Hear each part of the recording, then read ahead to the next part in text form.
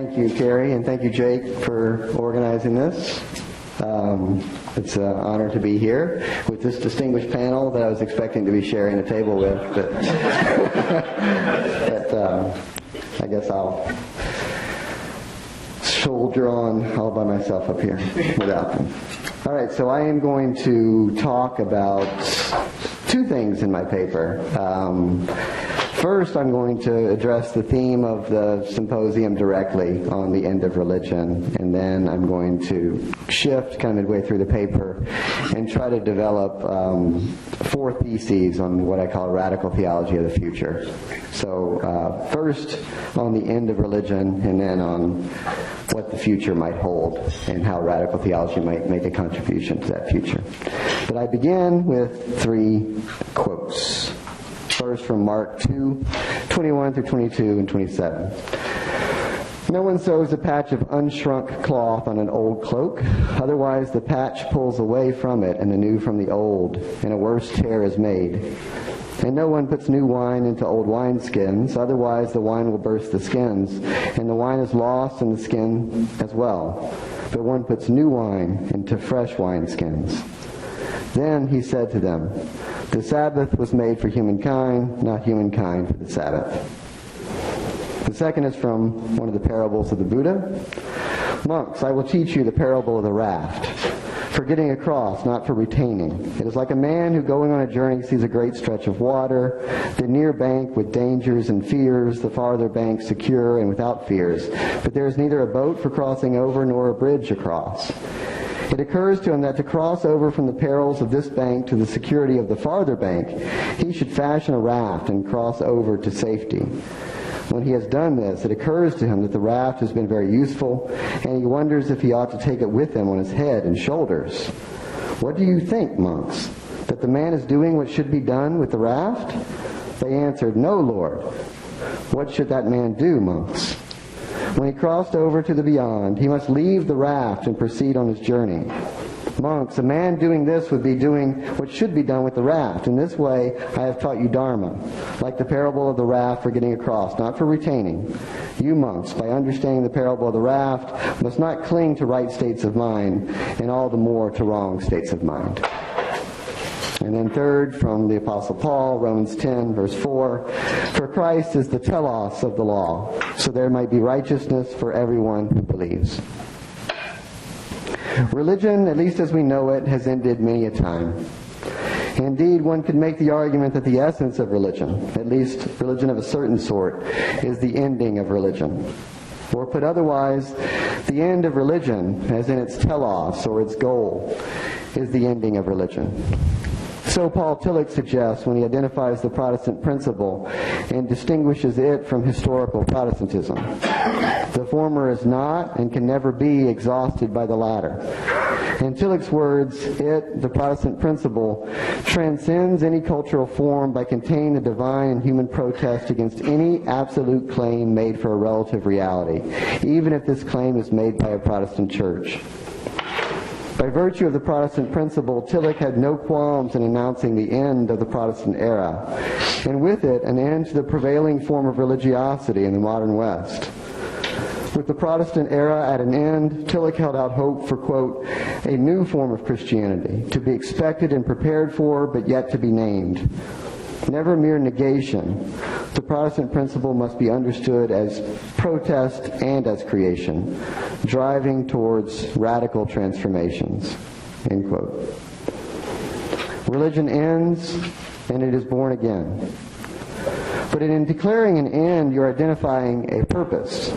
Christ did not end the law, but fulfill it. Or which is it? Christ ended the law only insofar as the law was fulfilled. The law fulfills its purpose in Christ. The law's purpose is revealed in Christ.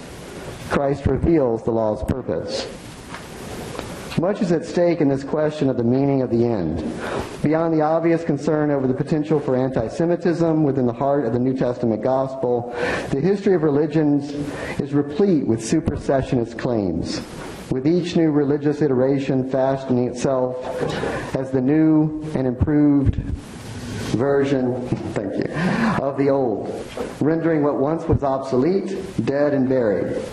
So Buddhism stands to Hinduism. So Christianity stands to Judaism. So Protestantism to Catholicism. Islam to the other Abrahamic faiths. To say that Muhammad is the last prophet is at once to commend and affirm what came before, the rich prophetic lineage of monotheism that stretches back to Adam through Abraham, Moses, and Jesus, among others. But it also marks a division and a finality. Unlike what came before, the will of God is now perfectly revealed, and thus the need for any further prophets now comes to an end. In this respect, religion comes to an end when it fulfills its purpose by completing and correcting what came before. After crossing to the other shore, why continue to shoulder the raft like the carcass of an albatross? Once religion has done its work, once it has fulfilled its purpose, why linger? If we are not made for the Sabbath, but the Sabbath for us, then doesn't that suggest that religion is but a means to an end? And if so, what would be wrong with the end of religion? Returning to Tillich's Protestant principle, I should be clear. I do not mean to be making any claims about religion in general, as if there is such a thing, nor about Christianity in general, as if there is such a thing. On the contrary, my own work emerges out of and takes as its point of departure a particular variant of Christian thought that takes as its raison d'etre a basic iconoclastic, critical sensibility that goes so far as to disavow, if not repudiate, its own religiosity, if not its faith as such. For the sake of argument, call this the tradition of radical theology, which, like most of its theological or philosophical predecessors, has had a tendency to get carried away by its own newness or novelty, to sharpen its divisions, and to emphasize discontinuity over continuity. In what follows, I want to suggest a way to reactivate a radical theology for the future, but not by severing its ties to the past, but by expanding them. This is an alternative strategy of disruption that builds on an underappreciated definition to deconstruction once offered by Derrida. Specifically, deconstruction is speaking multiple languages simultaneously. It is not about the absence of meaning, but the surplus. This has been the great lesson that Caputo has taught us about how Derridian deconstruction is fundamentally affirmative, and the exigencies posed not so much as a result of critique and negation, but by virtue of saying yes to more than one thing at a time. With that said, by way of introduction, let me return to my opening truism. Namely, religion as we know it has ended many a time. Consider the first few centuries in the making of what we would come to know as the Christian tradition. In these first few centuries, the nascent Jesus movement underwent a series of radical transformations. So radical, in fact, that not even the metaphor of death and rebirth do it justice. What comes to pass time and again with this series of endings is not a phoenix rising from the ashes, wholly intact and self-same, but something that is at once both more persistent and more disjunctive. A kind of refusal of death by which the living becomes something other than what it was. We may add, so not so much death and rebirth as much as a reversal and reinvention. We may add regeneration as well. Catherine Malibu invokes the salamander as the apt image for the concept of plasticity, with its capacity to regenerate lost body parts. And so we may think of the historical making of the Christian tradition in plastic terms. Formations, deformations, and transformations. Or more graphically, of severed limbs and the refusal of death. Consider the four principal moments I have in mind, and these are familiar to you all. First, the delay of the parousia, or the second coming of Christ. The first generation of Jesus' followers seemed to expect the imminent return of Christ. With the delay of the second coming, there was a consequent shift in theology from being apocalyptic to the development of an ecclesiology. The Apostle Paul is the key figure in this moment of transition. And think of the example of his early writings and his later writings about sort of whether or not followers of Jesus should get married. In the early writings of the Apostle Paul, Jesus says you don't have time to get married. What you should be spending your time on is is evangelizing, sort of spreading the gospel as widely as possible, as much as possible. By the end of the Apostle Paul's life, he's now sort of giving specific instructions to people of the church about how they should organize themselves, how husbands should relate to wives, the sort of order and sort of hierarchy of the church and the order and the hierarchy of the family. So you see, Paul himself coming to terms with the reality of the delay of the Parousia and how this sort of shifts his own attention. And so the real shift here, and I'm probably exaggerating this on purpose, is the shift from the coming of the kingdom of God, which was the message of Jesus' own message, to the significance of Jesus as the Christ, or the person of Jesus, the religion about Jesus. So this is the first transformation I have in mind. The religion of Jesus to the religion about Jesus. The second, familiar to you all, the destruction of the temple about a generation later, or 10 years later. The Jewish political rebellion was stamped out by Rome, with the consequent scattering of the Jewish community and the loss of the temple as its central place of worship and authority. This event widened the already growing divide between the Jews and the Jesus movement within Christianity, or within Judaism. And this marks the beginning point of the real threat of persecution towards Christians. We might even say it marks the beginning point of Christianity as its own distinct and separate religion from Judaism. This is the second moment. The third moment, the Edict of Milan, 313, Constantine's conversion to Christianity, in quotes, 312, the declaration of toleration towards Christians throughout the Roman Empire. This transforms Christianity from being a persecuted sect within the empire to now being the favored religion of the empire. The alignment of Christianity with imperial power, from being the persecuted to now becoming the persecutors. This is the beginnings of Christian monasticism, with a kind of withdrawal from this sort of worldly power of the church. And you also have the series of the ecumenical councils that are formed, convened for the purpose of uniting the empire by the means of this newfound imperial faith. So you have another radical transformation, a reinvention of Christianity as we know it.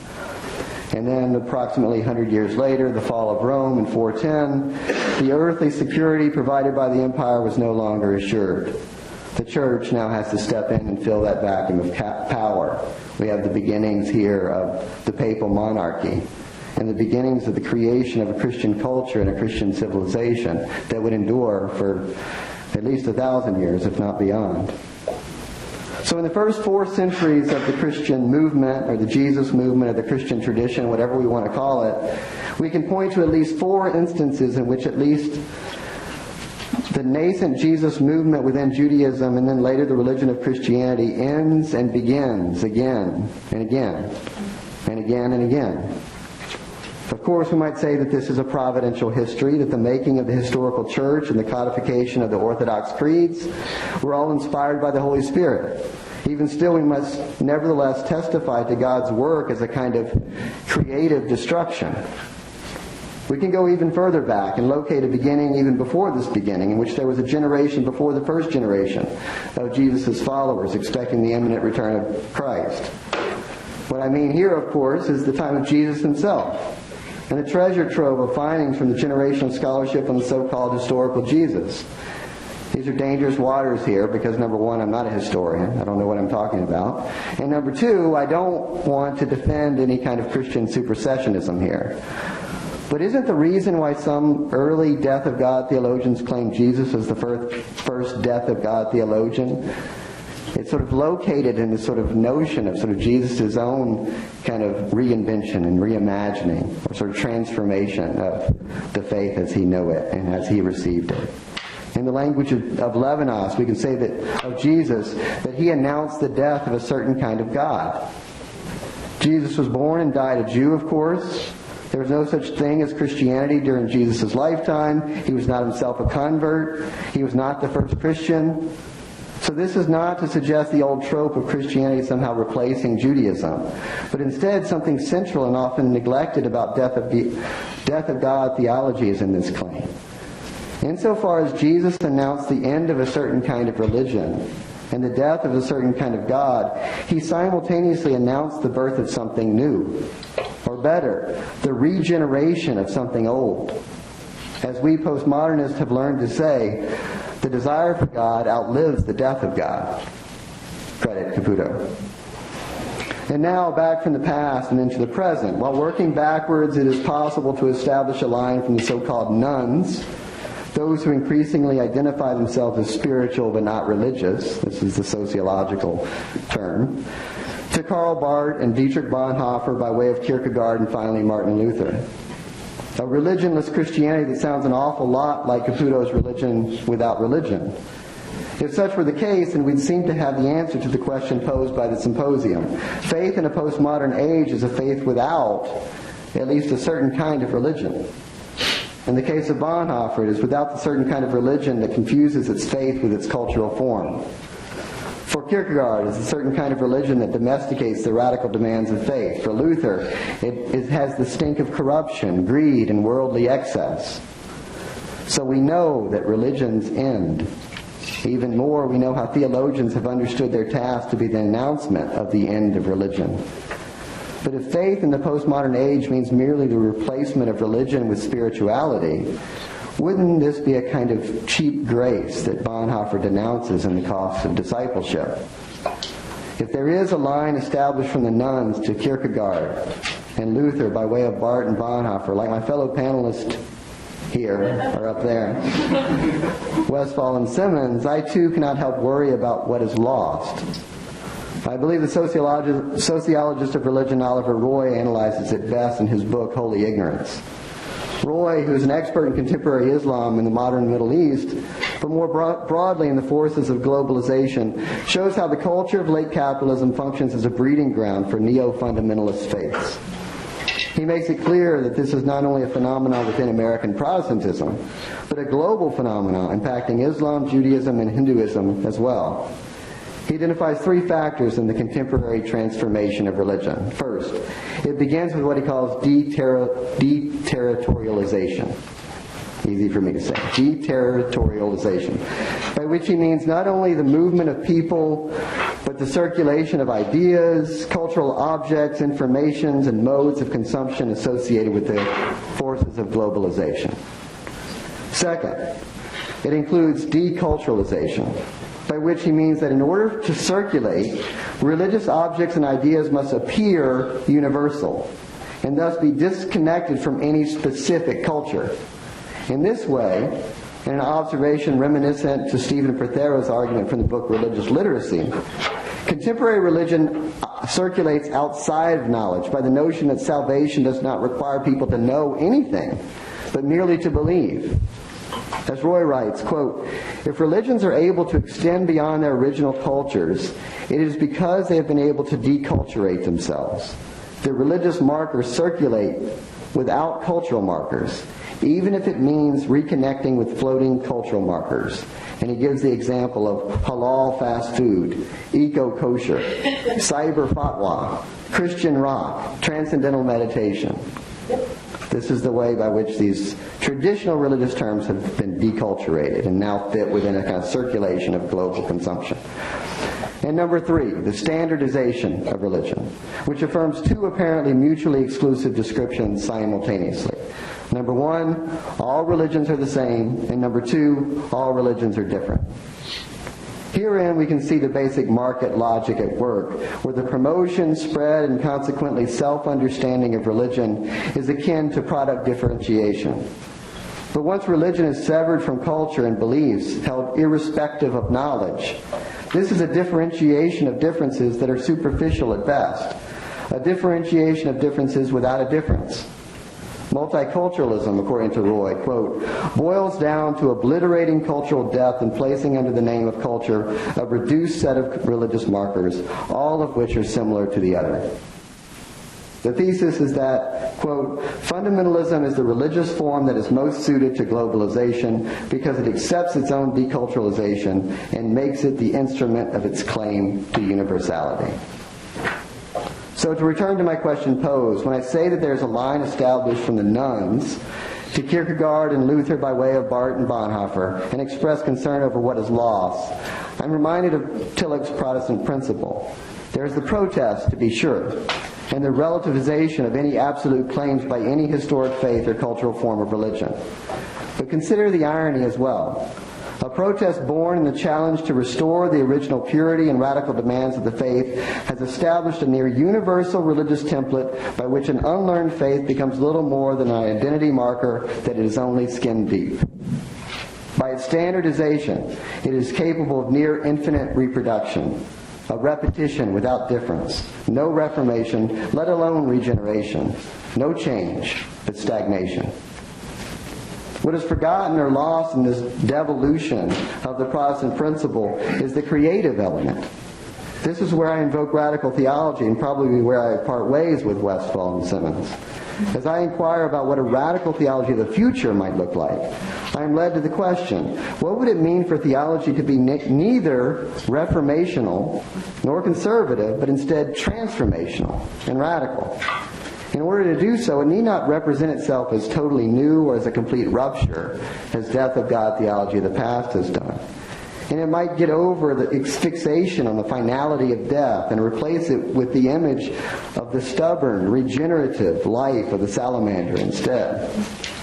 The mistake is to read radical theology exclusively in terms of the death of God movement. As I understand it, radical theology is a post-liberal tradition of thought that emerges out of the death of God movement of the 1960s. But while it emerged out of the death of God movement, radical theology is not bound by it.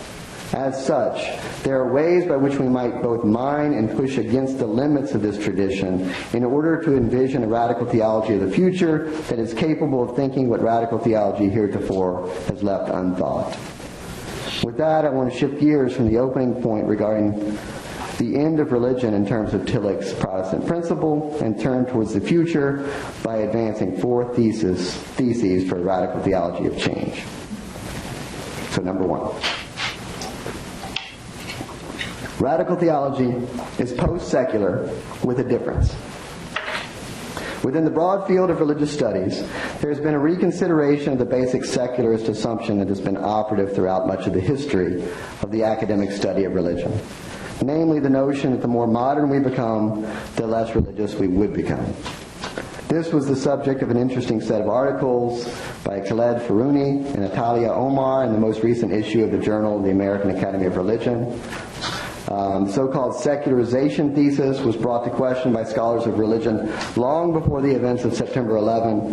However, after September 11, these academic discussions became a much larger and more public dialogue, and making some, such as the conservative political columnist David Brooks, to declare himself as a, quote, recovering secularist. As Brooks wrote in a column for the Atlantic Monthly in March 2003, the secularization thesis has proven to be yesterday's incorrect vision of the future. The secularist assumption is a residue of the ambiguous legacy of the Enlightenment. As the product of the Enlightenment, the very concept of religion harbors up not only an intellectual tradition that has domesticated religion by delimiting religion within the sphere of secular reason alone, but also one that has passed down its attitude of skepticism, if not outright hostility, towards faith as a lesser form of knowledge, and religion as exclusively either a matter of superstition or dogma. Correlatively, the anthropologist of religion Talal Assad has shown how in conjunction with the Enlightenment rationalist project there are the political consequences of the colonial subjugation by the West of other cultures and religion. For Assad, the political promise held out by the West for emancipation carries with it the religio-cultural significance of normalizing secularization as the proper mode by which religion ought to be practiced, meaning the liberal strategy of containment, wherein religion is treated exclusively as a private matter of individual conscience. This reduction of religion to individual belief not only shows how religion has become increasingly marginalized in the modern world, but also betrays the covert theological bias that continues to exist within the field of the study of religion. Namely, that the academic treatment of religious belief is a modern, privatized Christian one. As Assad writes, quote, "This modest view of religion, which would have horrified the early Christian fathers or medieval churchmen, is a product of the only legitimate space allowed to Christianity by post-Enlightenment society, the right to individual belief." End quote. For Assad, behind the Western mandate of the separation of church and state, rests a twin assumption that on the one hand associates modernization with secularization, and on the other treats religion as an exclusively private, individual affair of personal conscience. As he writes, this is at once part of a strategy for secular liberals of the confinement and for liberal Christians of the defense of religion. And further, that this separation of religion from power is a modern Western norm, the product of a unique post-Reformation history. The attempt to understand Muslim traditions, for instance, by insisting that in them religion and politics are coupled, must, in my view, lead to failure. End quote. But for me, it's perhaps Vadimo who's most helpful in showing the ways by which radical theology is opposed to secular theology. For Vadimo, secularization is a process of desacralization. Secularization is a process of desacralization that establishes the contemporary cultural conditions through which today's religions might have meaning. This is in accordance with his reading of the history of philosophy as the weakening of being. In this sense, the postmodern return of religion is very much a post-secular religiosity by virtue of the fact that there is no longer a unified religious authority. In short, religious authority has been relativized or pluralized. And further, for Vadimo, while he affirms this notion of the post-secular in terms of desacralization, he rejects any notion of desecularization. He affirms desacralization, rejects desecularization. So it is a religiosity that lives only as a consequence of secularization. We can say with Vadimo that the post-secular is not a repudiation or reversal of secularization, but is its historical and cultural consequence that requires us to take note of the persistence of religion. In the words of Hannes Joas, post-secular doesn't express a sudden increase in religiosity after its epochal decrease, but rather a change in mindset of those who previously felt justified in considering religions to be morabound. Along with this, however, comes a changed public perception about religion together with revised politics about the proper role of religion within the public sphere. In summary, then, those for whom secularization meant a diminishment of religious belief or the fading away of religion from the public's consciousness, clearly David Brooks' quip is correct. That was yesterday's incorrect vision of the future. But for others, for whom secularization refers to the altered epistemological, cultural, and political terrain in which religion is practiced, believed, and studied, even in the midst of today's post-secular world, these remain live questions that must be pursued. Therefore, when I posit the radical theology as post-secular, this should not be construed as a theology of secularism. That is to say, it does not forecast the demise or insignificance of religion, nor does it dismantle old beliefs and advocate unbelief as the enlightened option. But make no mistake, by its effect of desacralization, a radical theology is an act of profanation. This is like what Sam Gill says the impact J.C. Smith has had on the shaping of the field of religious studies. Gill contrasts Smith's approach to Mircea Eliade, who, as an early comparative religion scholar, sought to bring some objectivity to the comparative study of religion by its focus on the various manifestations of the sacred in what he called hierophanies. While Eliade's religious categories were meant to be non-theological and religiously neutral terms, in the words of Gill, they in fact stem from an essentialist presumption that did little more than disguise their theological character. Smith's approach, by contrast, proceeds from no essential structures that define religion, but rather from the conviction that religion is a mode of creating meaning. So for Gill, the academic study of religion demands the removal of the sacred from the temple, or at least the examination of the temple and what takes place inside the temple from the perspective of the world outside. As historians of religion have acknowledged their outsider status, so too does radical theology accept its outsider status. Whereas the history of religions removes the sacred from the temple, radical theology is removed from the church. Indeed, radical theology faces a double exile. It has replaced theology that has been displaced from its original home within an ecclesiastical context in service to the church. This means that it is independent of and not answerable to religious authority. Nevertheless, there remains a certain suspicion, if not hostility, to the very idea of doing or even studying theology within an academic context. For instance, countless genealogies of the academic field of religious studies have suggested that the making of religious studies as a legitimate and respectable member of the academy requires it to purge it of its theological residue. In this way, in a state of double exile, radical theology is simultaneously a profanation of ecclesiastical confessional theologies and a profanation of religious studies as it is currently constituted. In sum, to say that radical theology is post-secular is to acknowledge the secularizing effect on what it means to think theologically. That is to say, the ways by which theology has been desacralized and profaned. Invoking the spirit of Tillich, it is no more atheistic than it is theistic. After all, as Vadimo said, the death of God liquidates the philosophical basis of atheism. Likewise, it also resists the opposition between the secular and the religious. The post-secular sensibility reminds us that religion persists even as it morphs, even as it changes. And in radical theology, the future looks as much for what religion is becoming, or how it is changing, as it does for what it once was. Number 2. Radical theology is post-liberal with a difference. The difference here must be specified in at least 2 different registers. First, by post-liberal, I do not mean to conjoin radical theology with the post-liberal, neo-Barthian school of theology associated with Hans Frey, George Limbeck, Stanley Hauerwas, and others.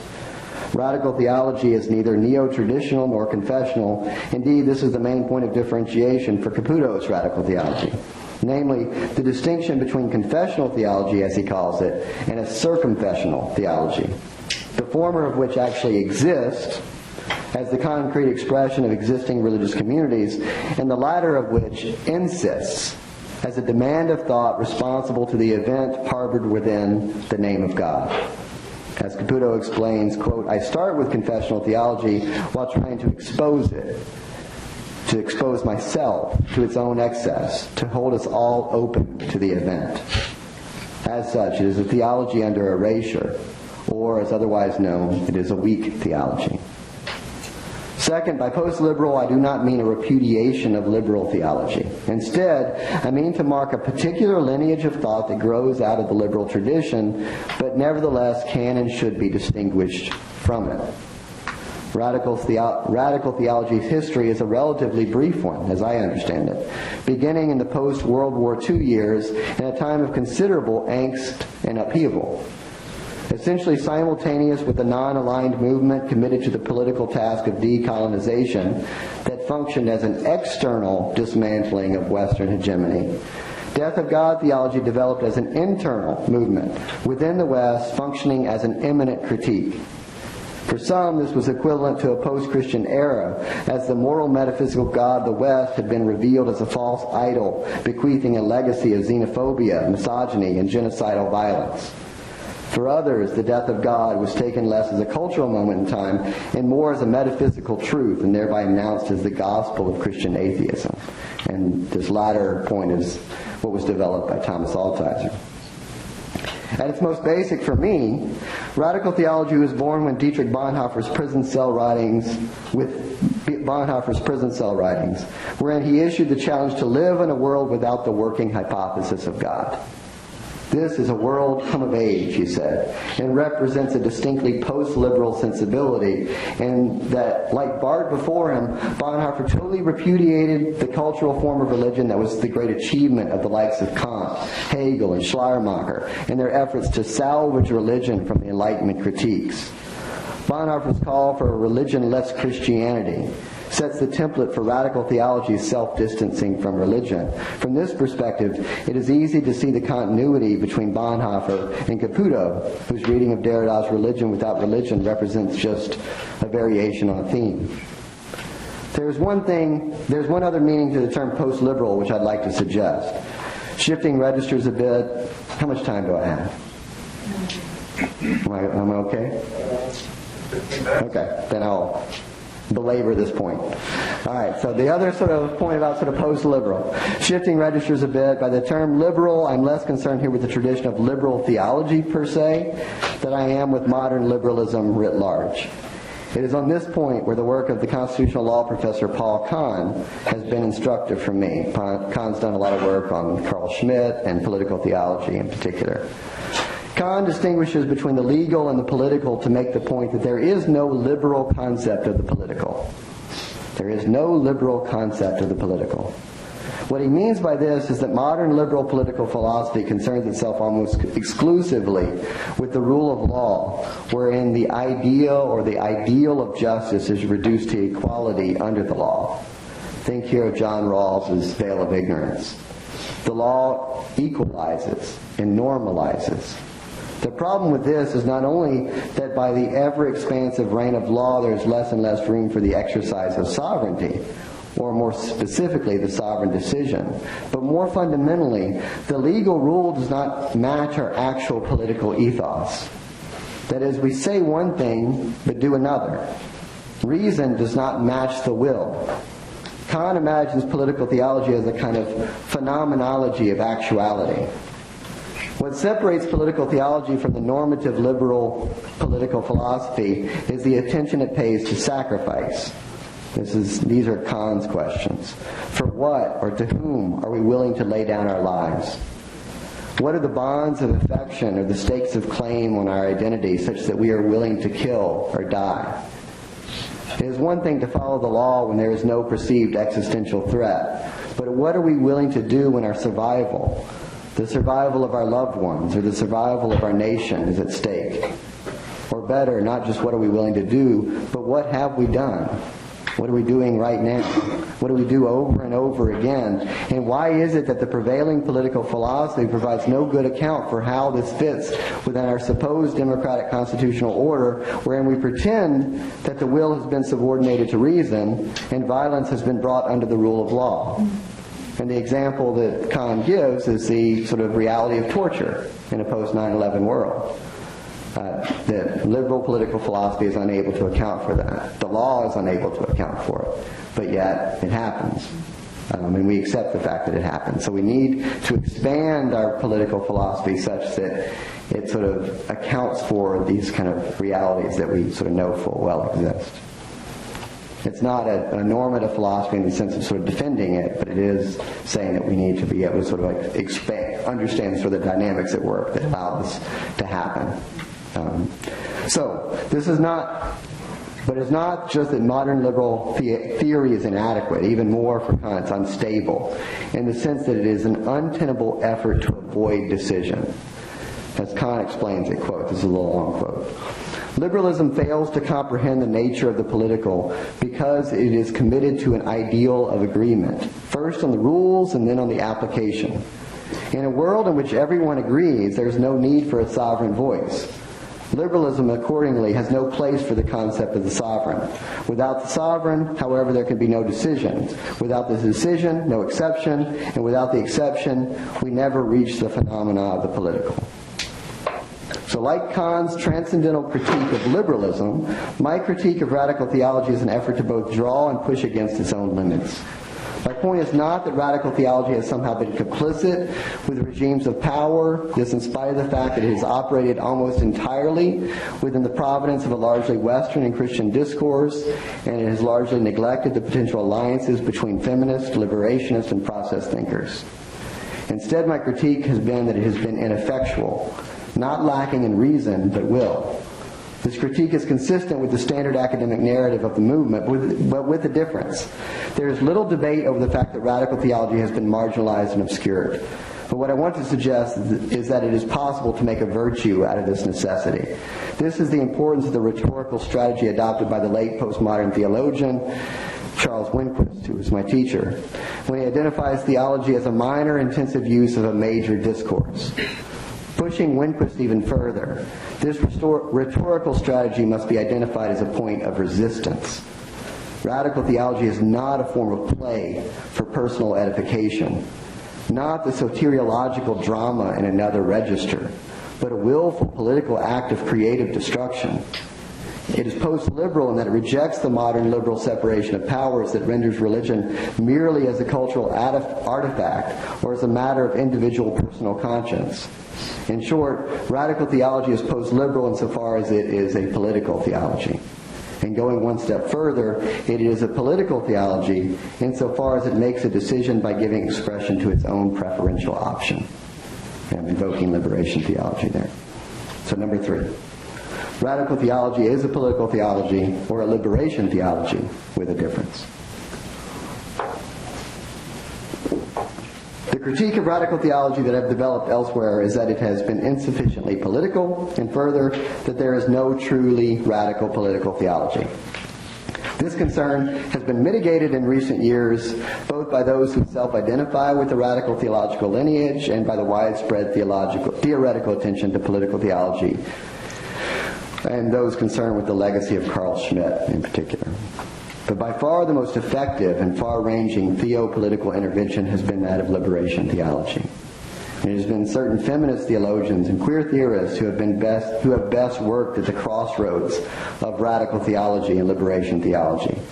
While the lineage of radical theologians I have invoked throughout have largely neglected liberationist thought, pioneering figures such as Mary Daly and Rosemary Radford Ruther have long drank from both wells. Consider especially Ruther's work from 1970, The Radical Kingdom, in which she affirms and unleashes the revolutionary ideology that runs from the Radical Reformation through the death of God, civil rights, black power, and anarchist movements of the 20th century. This is a tour de force. Make no mistake, by her probing critique of all forms of hierarchy, patriarchy, and violence, this is a feminist theology that is a radical theology.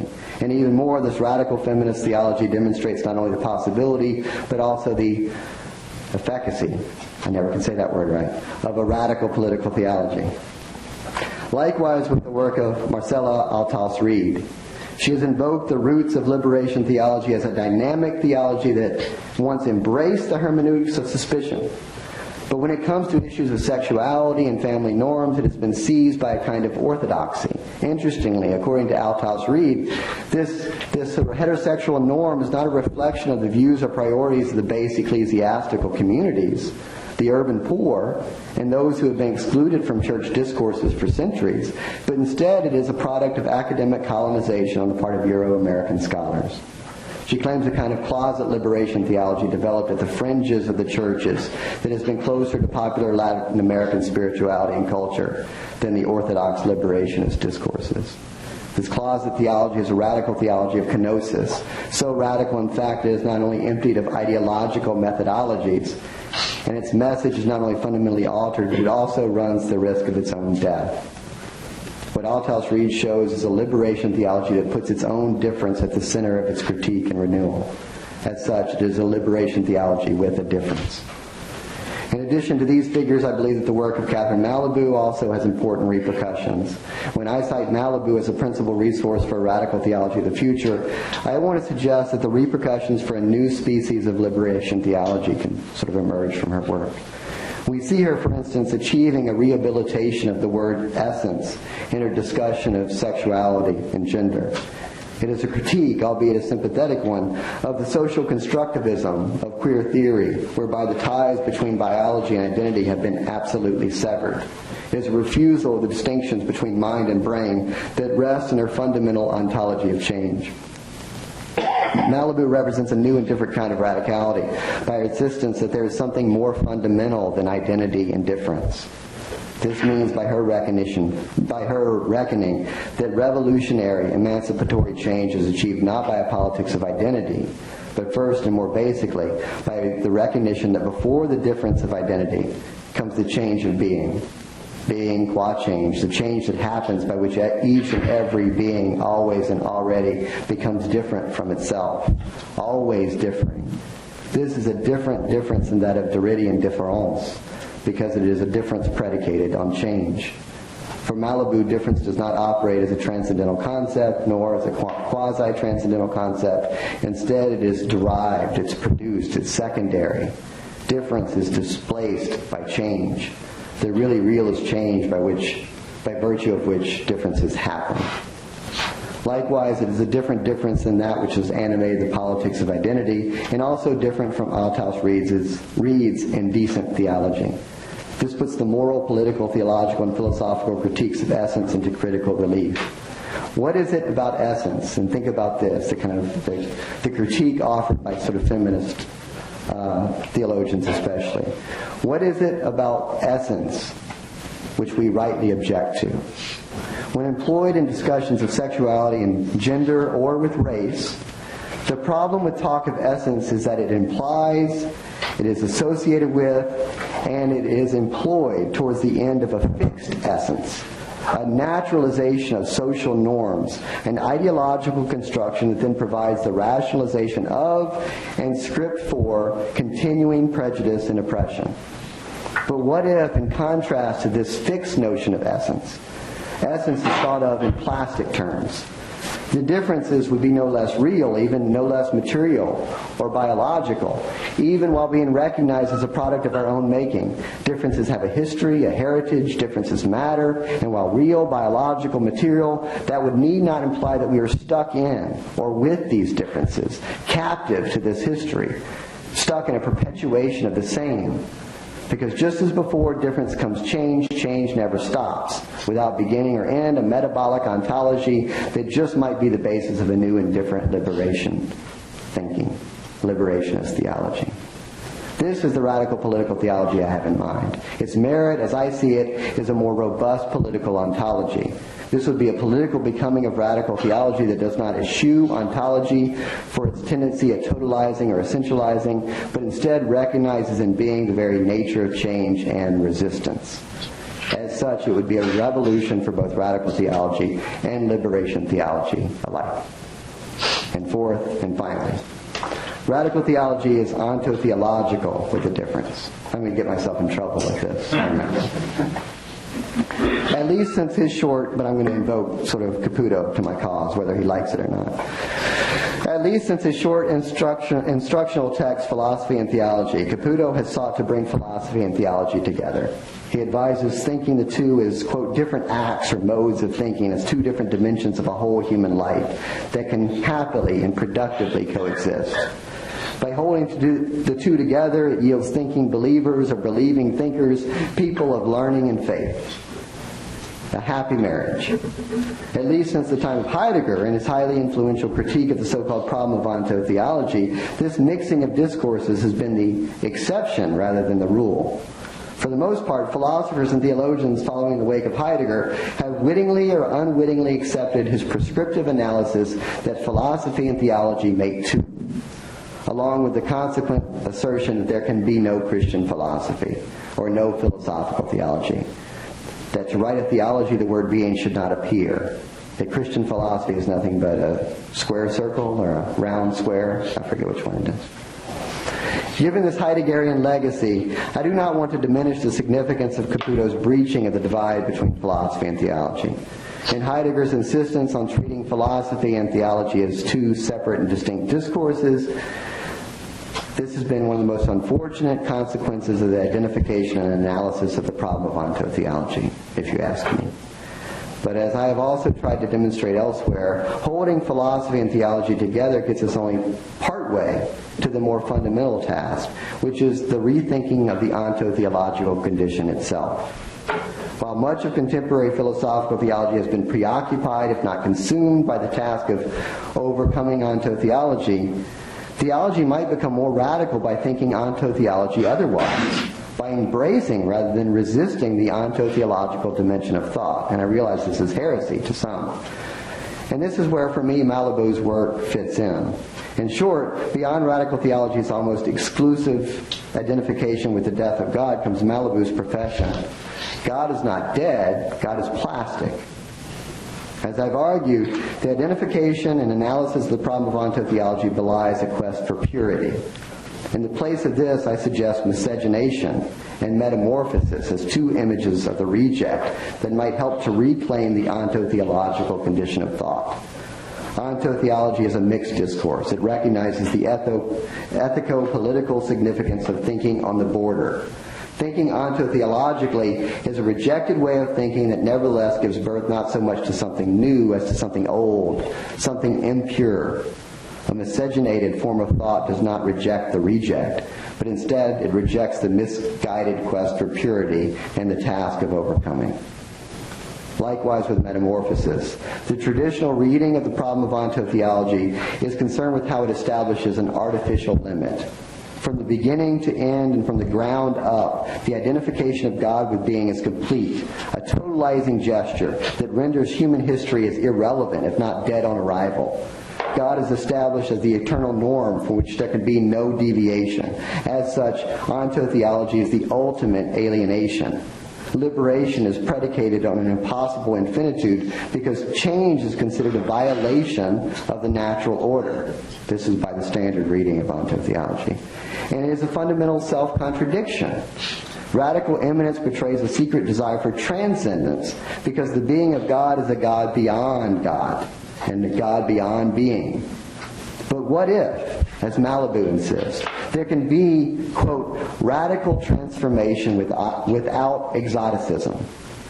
If God is plastic, then not only is God changed, but God makes change and God changes. So given, the cause for concern that identifies ontotheology as a problem is eliminated. Metamorphosis does not represent the absurdist tragedy suggested by Kafka, but it is the secret agent by which we might come to know better the nature of reality, the imminent possibility for change, and the power of resistance. By embracing the ontotheological condition of thought, which in this case means accepting miscegenation and metamorphosis as appropriate figures for theological thought, then radical theology might get beyond questions of identity and difference, or the territorial disputes so endemic to the academic-industrial complex. Purity emits the stench of otherworldliness. It also is haunted by the specter of God as the graven image of white male normativity. This is the stillborn, moral metaphysical God who is dead. Exposing the idolatry inherent in this form of ontotheology has been the critical task of radical death of God theology heretofore. Miscegenation and metamorphosis are bolder still, affirming the divine and the impure, the polluted, the reject, and the flux. Beyond and before the pearly gates is the dirt and dirtiness of material flesh, from dust to dust, and so it is with God. Thank you. Yeah, we're going to take just a minute, I guess. Is this working now, Aaron? Aaron's my sound check. Any questions at all for Jeff? From his, and then Aaron's going to be next. Questions? So I have one if you don't. I really do. No? Okay, so you said... Oh, go ahead. Yeah, I'll ask a question. I would... Thank you.